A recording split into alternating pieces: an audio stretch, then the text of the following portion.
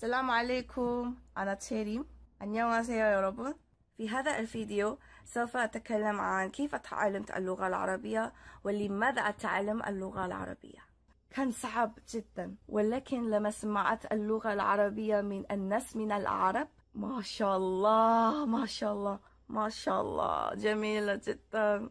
شعرت اللغة العربية هي اللغة فريدة جدا وجميلة جدا. إذا تعلمت اللغة العربية والله أتمنى أن كثير من الناس يعرفون عن العرب وأيضا عن الإسلام في طريقة صحيح.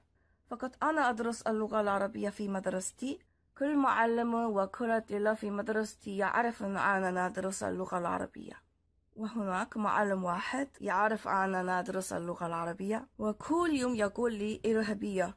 بعض الأولاد في مدرستي يقولون لي إرهابية أيضا، وحتى هذا معلم. هناك الطلاب وصديقتي معي، وهذا معلم يقول لي هي إرهابية يا آيس يا إرهابية تعالي. كيف يقول لي هكذا كمعلم؟ كيف؟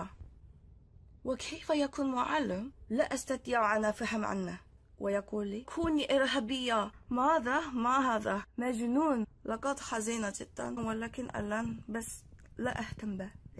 الآن أنا سعيدة جدا. أمي تحترم وتحب أننا نتعلم اللغة العربية، وأبوي يحترم ويحب أن نتعلم اللغة العربية ويحترم ديانتي، وأختي أيضا ومعلمتي الجديدة تحترم الإسلام وتحب أن ندرس اللغة العربية، وصديقتي يحترمون أننا نتعلم اللغة العربية ويحترمون ديانتي أيضا.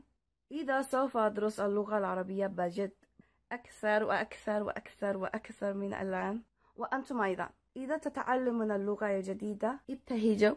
فايتين، 힘내세요. كل يوم أنا أحبكم كثيرا، أنا أحب العرب كثيرا، أموت فيكم وأموت في العرب من جد. وفي الأخير لا تنسى مشاركة الفيديو قدر المستطاع واللايك إذا أحببت الفيديو.